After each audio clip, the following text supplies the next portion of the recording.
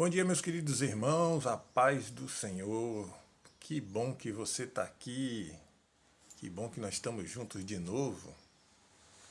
A palavra de Deus é viva, por isso que ela não fica defasada, por isso que ela não fica obsoleta, porque ela tem mãos que nos abraçam, ela tem pés que correm atrás de nós.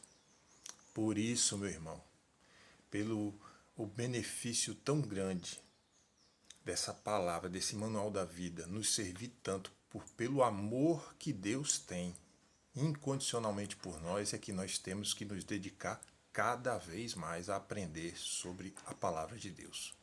E é para isso que a gente está aqui. Isso aqui é só o início, você pode fazer muito mais no seu dia de 24 horas para aprender mais ainda. E não esquecendo de uma coisa tão importante quanto a palavra, é que ela foi feita para caminhar, para seguir, para ser compartilhada, disseminada em todos os confins da terra. Então, abrace teu compromisso com Deus, compartilhe essa palavra com o máximo de pessoas que você puder, faça ela chegar a outros corações, para que esses corações também sintam a satisfação que você sente de estar aqui, ouvindo a palavra de Deus, refletindo junto comigo e aprendendo cada vez mais. Amém, meu irmão? Bora para a palavra.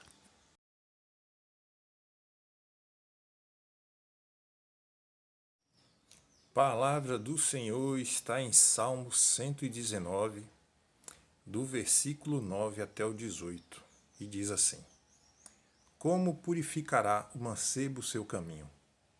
Observando-o conforme a tua palavra. De todo o meu coração te busquei, não me deixe desviar dos teus mandamentos. Escondi a tua palavra no meu coração, para eu não pecar contra ti. Bendito és tu, ó Senhor, ensina-me os teus estatutos. Com os meus lábios declarei todos os juízos da tua boca. Folgo mais com o caminho dos teus testemunhos do que todas as riquezas. Em teus preceitos meditarei e olharei para os teus caminhos. Recrear-me-ei nos teus estatutos. Não me esquecerei da tua palavra. Faze bem ao teu servo para que viva e observe a tua palavra. Desvenda os meus olhos, para que veja as maravilhas da tua lei.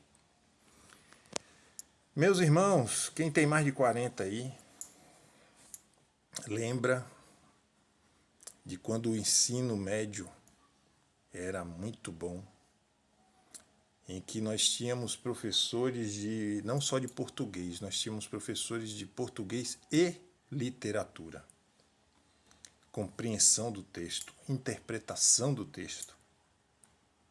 E eu lembro que eu fiz muitos trabalhos passado pela professora, tinha uma ótima professora, e ela cobrava. Na época era coisa de tremer as pernas, era ouvir dizer que a gente tinha que depois ir lá na frente e falar a respeito do que leu.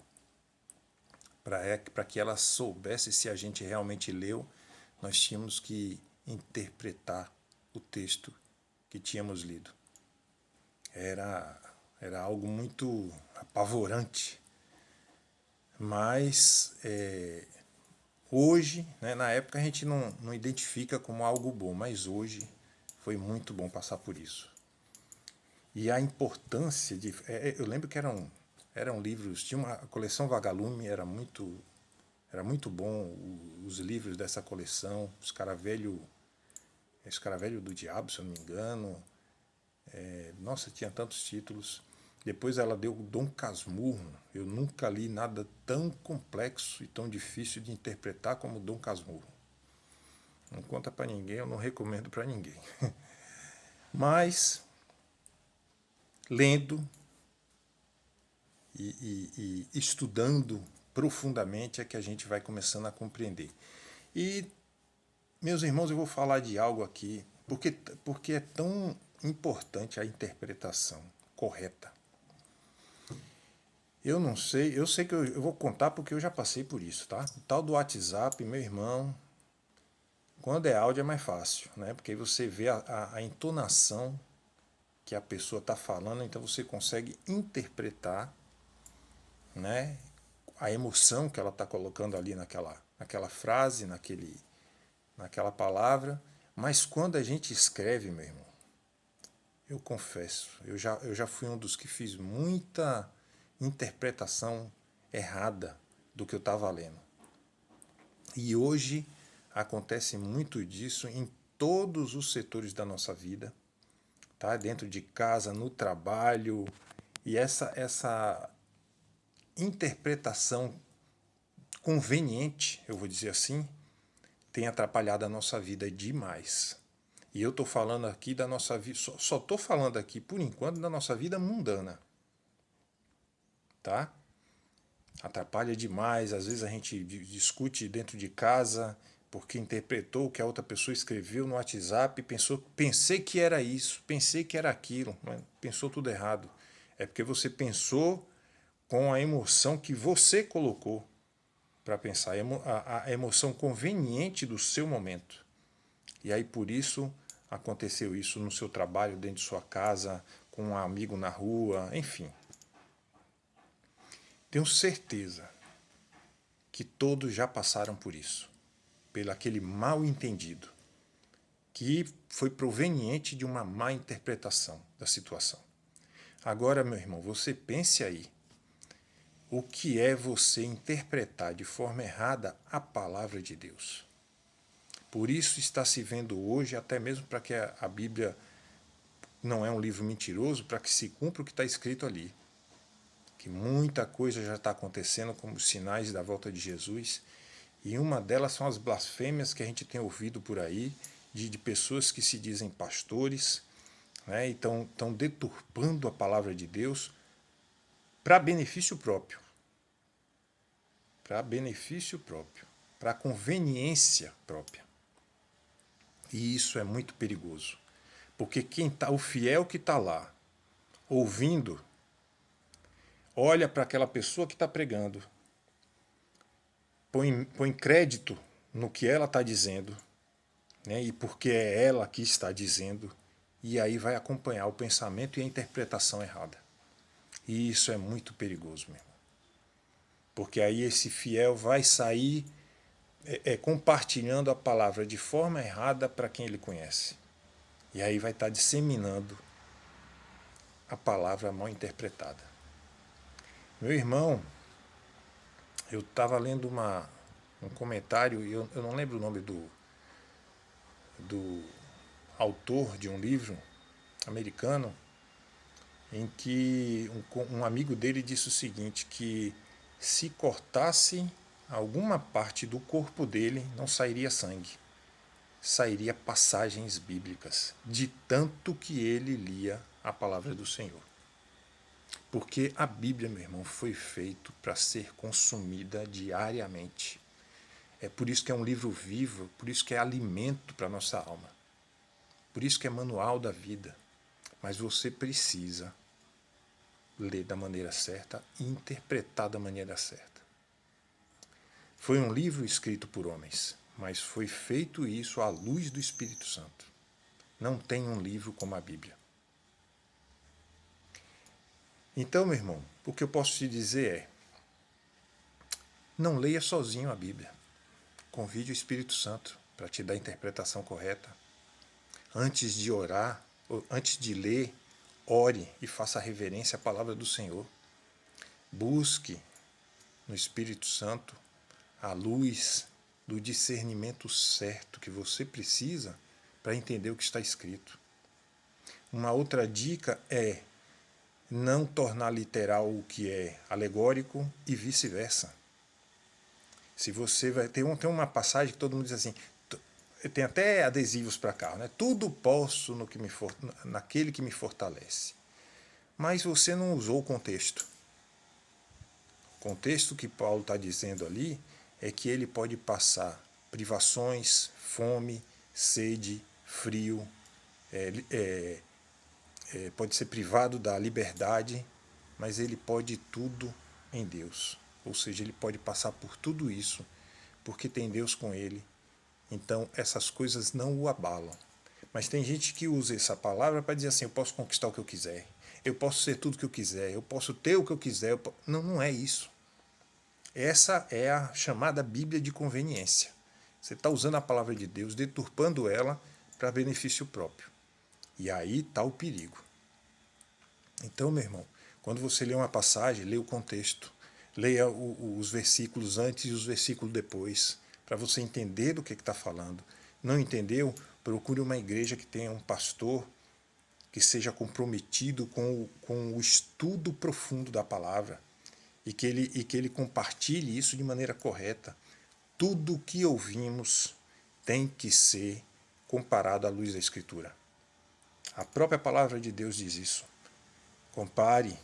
Se não estiver dizendo coisa com coisa, não é a palavra de Deus. É ensinamento errado, é interpretação errada.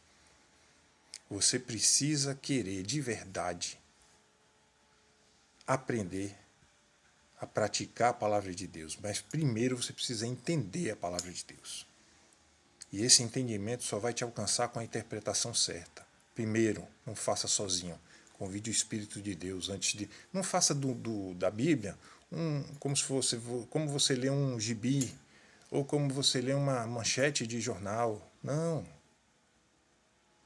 O que está escrito ali, meu irmão, é para a gente memorizar, é para a gente absorver, é para entrar nas nossas entranhas, sabe? É para a gente decorar. Mas não é fazer isso como quer decorar uma resposta para dar numa prova, para poder passar de ano. É para viver a palavra. Quando a gente vive ela, aí ela faz parte da gente. A gente não precisa lembrar para poder falar. Ela já está aqui dentro. Mas precisa de um comprometimento. Você precisa dar mais do seu tempo para Deus. Você precisa querer realmente entender tudo que está escrito ali. É compromisso, meu irmão. Não é obrigação, é compromisso. Você precisa decidir querer. Isso só vai te fazer bem. A gente foi criado para louvar e dar graças a Deus, nosso Criador, que nos ama tanto, que fez e faz tanto por nós. A gente foi criado para isso, meu irmão.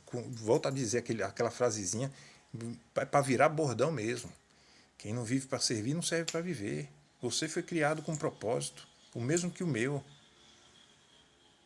Viver aqui servindo ao seu próximo e dando glória e graças a Deus. Mas a gente precisa se comprometer com o Senhor. Compromisso também é atitude de amor. Ele tem um compromisso com nós de nos guardar, nos livrar por amor. E a gente não pode ter um compromisso de querer aprender mais desse Deus, de querer honrá-lo mais com a nossa servidão, com a nossa obediência. Tudo que a gente fizer nesse sentido ainda é pouco. Não vai alcançar tudo que ele já fez e faz por nós. Mas, meu irmão, pelo menos o Senhor vai ver que a gente está buscando a Ele porque quer. Buscando a Ele porque ama Ele, porque Ele nos amou primeiro. Buscando obedecer a Ele por atitude de amor, por querer reverenciá-lo e dizer, Senhor, abre mão da minha vontade para que a sua seja feita, seja ela qual for. Irmão, o propósito do Senhor é nos evoluir espiritualmente. Mesmo que para isso Ele tenha que permitir que eu e você passe por momentos difíceis, por momentos dolorosos. Não é Ele que cria. Ele permite que a gente passe. Porque o propósito dele é sempre nos amar. É sempre nos evoluir em amor.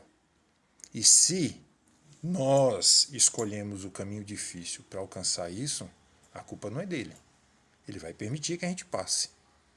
Mas como diz uma pessoa que eu tenho muito amor, muito respeito, a dor ensina. Ele permite que a gente passe pela dor. É aquela história. Ele permite que a gente passe o momento difícil, mas dá o livramento. Ou seja, ele não deixa que as coisas piorem. E isso é um gesto de amor. Porque a gente não merece nada disso que ele faz por nós. Mas ele faz por amor.